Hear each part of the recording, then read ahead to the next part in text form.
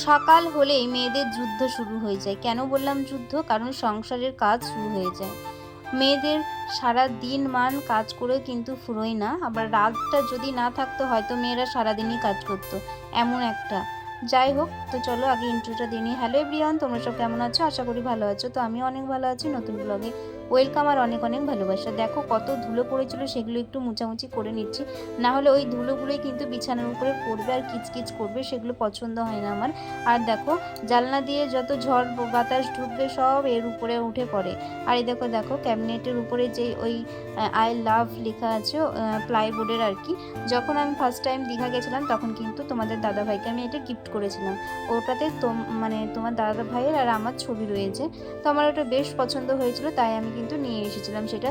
তোমাদের দাদাভাইকে আমি যখন গিফট করেছিলাম তো সেটা যত্ন করে সে রেখে দিয়েছিল। এখন ঘর মানে সাজানোর আর কি কাজে লাগছে। তো যাই হোক, দেখো আস্তে আস্তে তোমাদের সাথে গল্প করতে করতে এগুলো সব মোছা কমপ্লিট হয়ে গেছে।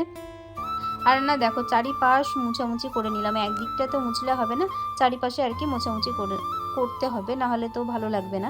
যাই হোক, এদিকেও চলে আসলাম, এদিকেও মোছামুছি করে নিচ্ছি।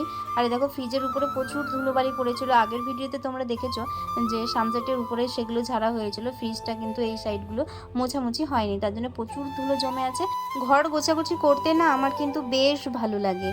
আর আমার মতো কে কে আছো অবশ্যই কিন্তু কমেন্ট করে জানাও। আমার ঘরটা না আর একটু যদি বড় হতো না, বেশ কিন্তু আরও সাজানোর ইচ্ছে ছিল, কিন্তু কি জানো, ঘরটা একটু ছোট হয়ে গেছে। যাই হোক, যদি ভবিষ্যতে কালে করতে পারি তবে কিন্তু তোমাদের সাথেও শেয়ার করব। আর এদিকেও দেখো আয়নাগুলো সব ক্লিন করে নিলাম। করার পরে এই ড্রেসিং টেবিল ছোট ছোট জায়গাগুলোই ধুলো পড়ে আছে, কিন্তু এই ছোট ছোট জায়গাগুলোই ধুলো পড়লে মোছা একটু অসুবিধা হয়ে যায়। তো ভিডিওটা এই পর্যন্তই। আবার নেক্সট ব্লগে আবার তোমাদের সাথে দেখা হচ্ছে। ভালো থেকো, সুস্থ থেকো, টাটা বাই।